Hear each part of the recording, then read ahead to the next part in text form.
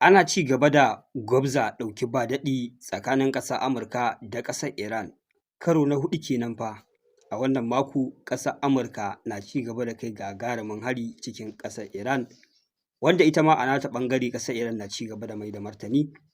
Maganar da ake yi a yau Litinin kenan, bayan hari na ɗaya da na biyu da na uku da ƙasar Amurka ta kai, wanda duka na kawo muku rahotanni abubuwa da suka faru da nau'ikan asarar da aka yi ma ƙasar Amurka.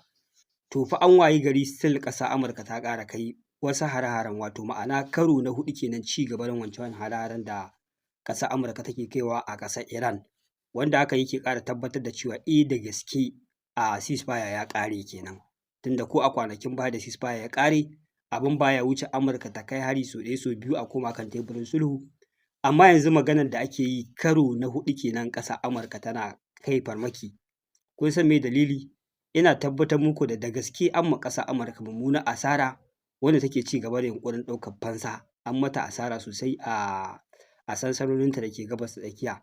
Ƙasar Amurka ba za ta yi haƙuri ba, ta iya yiwuwa idan aka dakata a wannan gaɓar a yi mata dariya. Kun san haka wancan karo aka je aka rinƙa zaƙulo bayanai da nuna hotuna da bidiyoyi na asalin asarar da aka yi ma ƙasar Amurka. Wannan ma karon dole hakan sai ta faru, amma ƙasar Amurka ina ganin ba za ta dakata a ci gaba da sulhun ba, sai ta buga duro da ƙasar Iran. Abin mamaki shi ne, a yanzu haka rahoto na farko da na fara samu shi ne farmaki na huɗun nan da ƙasar Amurka ta kai, ita ma an yi mata martani da mummunan farmaki. Wato ita ma an kai mata ƙazamin farmaki, wanda wannan hari ba ƙaramar ɓarna ya yi ba a ƙasar wato Jordan kenan, maƙociyar ƙasar Yahudu, wanda a wannan farmaki aka lalata ammunition depot da kuma ma'ajiyar man fetur. Wato wannan depot ɗin na ƙasar, wannan airbase ɗin na ƙasar Jordan ya fuskanci mummunan uƙuba daga ƙazamin harin ƙasar Iran. Wato wannan karo duk lokacin da ƙasar Iran ta tashi kai farmaki, takan kintaci wani guri ne da yake da wasu abubuwa masu matuƙar muhimmanci ga rundunar sojin ƙasar Amurka a gabas ta tsakiya, ta farmaki wannan abu ta lalata shi. Kamar yadda a bidiyo da suka gabata na faɗa muku, ta kai hari a ƙasar Kuwait, a ƙasar Qatar, a ƙasar Bahrain da kuma Jordan ɗin. Amma a wannan karo a hari na huɗun nan da ƙasar Amurka ta kai, retaliation ɗin ƙasar Iran ya karkata a kan ƙasar Jordan ne, wanda a yanzu haka labarin da nake samu, wannan airbase ɗin an yi nasarar lalata ma'ajiyar makamai, wato ma'ajiyar harsasai da makaman ƙasar Amurka a wannan airbase da ke ƙasar Jordan, wanda wannan ma wata gagarumar nasara ce. Haka zalika hare-hare kuma na ci gaba da biyo baya na martani ga wannan hari karo na huɗun da ƙasar Amurka ta kai. Ma'ana yaƙi fa ya ci gaba kenan a yau Litinin, a yanzu haka da nake kawo muku wannan rahoto. Kun san me hasashen ƙasar Amurka? Ban sani ba ƙasar Amurka ko sau nawa za ta maimaita kuskure a kan wannan yaƙi. Wai lissafinta shi ne, tana so ta raunata ƙarfin sojin ƙasar Iran ne a duka garurrukan da suke kusa da Strait of Hormuz, da duka ma'ajiyar makamai da sansanin sojojin ƙasar Amurka da suke kusa da wannan wuri, wai don ta hana su farmakan jirage, ta samu iko control over Strait of Hormuz, ta yadda jirage za su rinƙa wucewa ba tare da fuskantar wata barazana daga ƙasar Amurka ba. Na ce wannan shi ne daga ƙasar Iran ba, na ce wannan shi ne aikin kawai. Ai ba zai taɓa yiwuwa ba, ba ma ni ba ne na faɗa haka, ɗaya daga cikin jagorori daga cikin ƙasar Amurka, sunan shi ya ɗan tsaya min, ya tabbatar da cewa babu amount of attack da ƙasar Amurka za ta kai ma ƙasar Iran da za ta iya kaiwa ga nasarar hana Iran rufe Strait of Hormuz. Babu wani irin lugudan wuta ko hare-hare na ƙasar Amurka da za su yi nasara a kan ƙasar Iran, wai har a kai ga an lalata ability ɗinta na kai ma jirage farmaki daga wucewa ta Strait of Hormuz. In dai don wannan dalilin ne yasa ake kai waɗannan hare-hare a waɗannan island ɗin na kusa da ƙasar Iran, labari haƙa ba za ta taɓa cimma ruwa ba. Kawai ana ɓata lokaci ne. A ƙarshen ƙarshe dole a dawo teburin sulhu, a nemi ƙasar Iran ta dakata daga kai hare-hare a Strait of Hormuz, ta buɗe wannan hanya. Amma abu ne ba mai yiwuwa ba, kacokan har abadan abada ba mai yiwuwa ba. Mafi akasari a karon farko ƙasar Amurka ta haɗu da shugabanni marasa hikima, marasa basira, kuma ni ma na shaida haka, saboda in kuka kalli irin waɗanda suke jagoranci a al'amuran da suka shafi ƙasar Amurka a wannan karo, ba a taɓa ganin irinsu ba. daga sirikin shugaban ƙasar Amurka Donald Trump irin su Jared Kushner, sai shi wannan Pete Hegseth, shugaban Ministry of War na ƙasar Amurka, za ka ga yaro ne ba babba ba ne, kawai zafin kai ne da jiji da kai kamar zai iya wani abu, irin kawai su ne suke ba da shawarwari na shirme na bankaura, a zo a yi abubuwan da ko da an zo an yi sai a ga ashe abin ma ba su da wani amfani, babu wani abu da za a cimmawa, kawai shirme ne, sai kuma a zo a ƙara canza wata hanya. Tun da aka fara wannan yaƙi na lura the same mistake ake maimaitawa. Amurka ce kawai take biye ma shawarwarin wasu mutane waɗanda ba su da ƙwarewa ko abin nan a harkar siyasar duniya ko ma a harkar ita kanta yaƙe-yaƙen. Domin duka abubuwan da zaka ga an zo ana ƙoƙarin yi, zaka ga abu ne ba mai yiwuwa ba. Ƙasar Iran fa tana da matuƙar faɗin ƙasa, tana da matuƙar al'umma mai yawa, tana da dakarun sojoji masu matuƙar yawa. Kusan su suna yaƙin ne based on muna wannan yaƙi ne idan kuka ga mun bari an yi nasara akan mu to babu wani soja da ya rage a ƙasar mu. To duk mutumin da kake yaƙi da shi based on wannan tunanin a zuciyarsa akwai matsala. Ita fa ƙasar Amurka yanzu da yaƙin zai kai matakin da za ta ga asarar ta wuce hankali, wallahi haka haƙura za ta yi da yaƙin.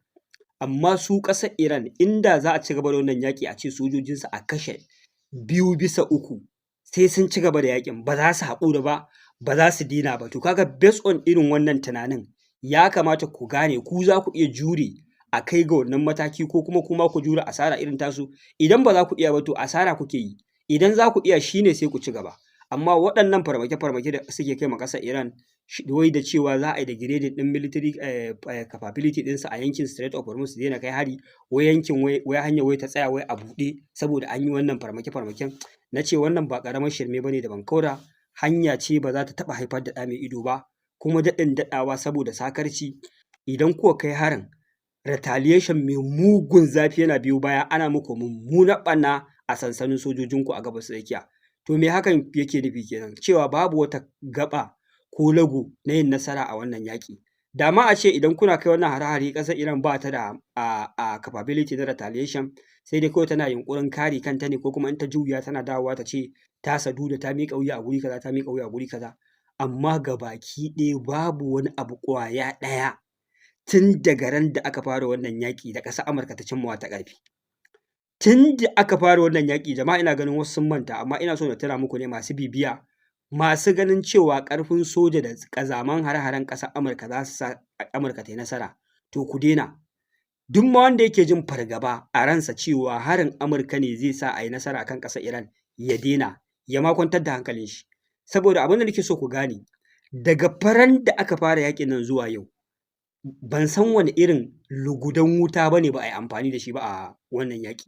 Amma har yau abu ɗaya a cikin buƙatun ƙasar Amurka babu ɗaya da ta cimmawa. Ina maimaita muku abu ɗaya tallin tal, a ce yau gashi mun zo yaƙi muna buƙatar abu 10 a gurinku, amma yanzu saboda tsabar kai muku hari da tarwatsa ƙasarku da kashe shugabanninku ba mu cimma abu ɗaya ba a cikin 10. Jama'a kuna ganin akwai alamun nasara kuwa? Billahi lazi Allahu babu da alamun nasara ko kaɗan. Saboda na ga wasu irin wai hankalinsu na tashi a ce Amurka ta yi amfani da jiragen yaƙi kaza, ta harba rokoki kaza, ta harba makamai kaza. Wala duk aikin banza da wofi ne. Saboda ni da ku da muke hakaito wannan labarin, ku faɗa min a cikin abubuwan da ƙasar Amurka ta zo tana buƙata menene ƙwaya ɗaya da ta cimmawa? Babu. Asara take ci gaba da yi. Ta zo regime change, regime ya ƙi canzuwa. Ta zo ta tunzura a yi zanga-zanga, zanga-zanga ta ƙi yiwuwa.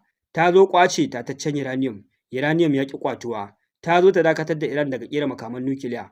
Makaman nukiliya sun ƙi ballistic da hypersonic missile ƙera su, sun ƙi, an kasa dakatar da su. An zo a sa Iran ta rusa ƙungiyoyinta da take proxy war da su, sun kasa dakatar da waɗannan ƙungiyoyi.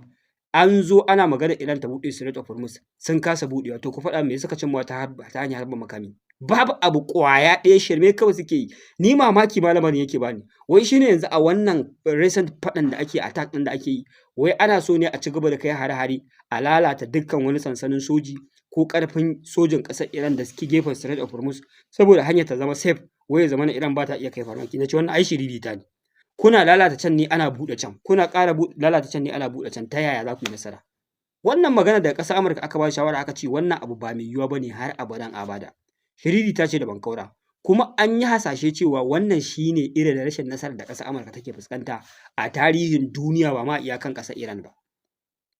A manya-manyan yaƙen da ta tafi a karan kanta, ta je za ta yi yaƙi, ta je ta yi yaƙi a Afghanistan sama da shekaru 20 ana lugudan wuta mara ƙarshe, amma a ƙarshe guduwa ta bar sojojinta, mayaƙan Taliban suka zo suka yi taking over suka ci gaba da raya ƙasar, yanzu haka ƙasa tana hannunsu. Ta je Vietnam, haka ba irin lugudan wuta ba ta yi a Vietnam ba, amma nasara ba ta cin mata ba, haka ta tsere ta bar makamanta. To yanzu haka ma a nan ina tabbatar muku da abin da zai faru kenan. Ƙarshe wuya ce za ta yi wuya, bala'i su gane fa sai dai a dawwama ana yaƙin nan, yaƙi ba zai ƙare ba kuma ba za su yi nasara ba, a nemi wata mafita a ƙara da wannan yaƙi. Wannan shi ne kawai saƙon da nake so in isar da masu tunanin za a yi nasara a wannan yaƙi. Ƙarya ce, babu alamun nasara. Sai magana ta biyu, an zargi ƙasar Iran da kuma ƙasar Rasha da hannu a hallaka Sanato Lindsey Graham na ƙasar Amurka wanda ya mutuwar bazata. Dalilin da ya sa aka zargi ƙasar Rasha shi ne ana gobe shi wannan sanata zai mutu, ya fa dawo ne daga ƙasar Rasha a ƙasar Ukraine. Me ya kai shi ƙasar Ukraine? Ya je ƙarfafa ƙasar Ukraine a yaƙin da take yi da Rasha. Ya je ya duba har factory na ƙera drones wanda yana barin wannan factory, ƙasar Rasha ta kai ma wannan factory hari ta lalata shi gabaki ɗaya. Wato ƙasar Rasha ta yi retaliation na nuna cewa idan wani abu ake shiryawa ko na ƙarfafa wannan factory ko na abu makamancin haka, to lamarin ma ya zo ƙarshe. Kuma an ji su ma wasu daga cikin muƙarraban ƙasar Rasha suna kira ga a ɗauki mataki a kan shi wannan sanata. Wato wannan sanata dai akwai ƙalubale da manyan ƙasashe da suke adawa da ƙasar Amurka suke da shi a kansa, wanda suke ganin, na gaya muku, idan aka cire shugaban ƙasar to zai wuya a samu kanwa uwar gami mai dagewa tsayin daka sai a rusa waɗannan ƙasashen guda biyu kamar sa. Da Rasha da Iran, yana ɗaya daga cikin wanda yake pushing hard, yake matsawa sosai da sosai sai an rusa waɗannan ƙasashe, sai an yi nasara a kansu. Wanda aka ce bayan dawowarsa ya yi wasu bayanai da yake nuna ƙarfafa ko yunƙuri na a yi nasara a kan ƙasar Rasha. Wanda kwatsam sai ga shi wannan al'amari ya faru da shi, wanda aka yi zargin ko ƙasar Rasha tana da hannu a poisoning ɗin shi ya bar duniya. Wannan kenan dalilin da ya sa ake zargin ƙasar Rasha. Ita ko ƙasar Iran dama ita zargin nata ma ƙarara a fili, idan zargin wani za a yi, ita ce ƙasa ta farko.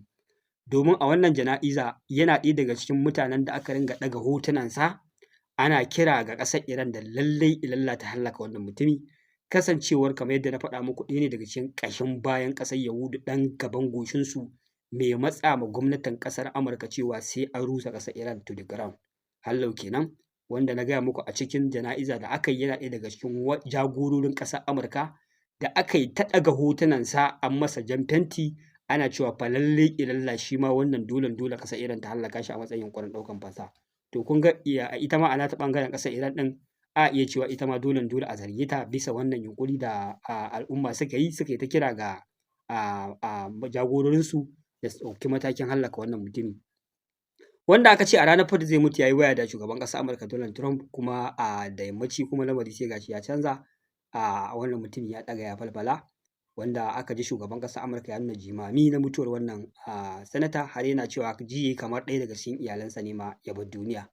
To wannan shi ne specifically ba a tantance su waye yanzu aka ɗora alhakin mutuwar wannan sanata a kansa ba. Jama'a anan zan dakata haka da bidiyo tsawo, zan ci gaba da bibiya domin hakaito muku halin da ake ciki game da wannan farmaki karo na 4 da ƙasar Amurka ta kai a wannan yaƙi, domin mu ci gaba da bibiya mu san halin da ake ciki da ni da ku. Wassalamu alaikum warahmatullahi.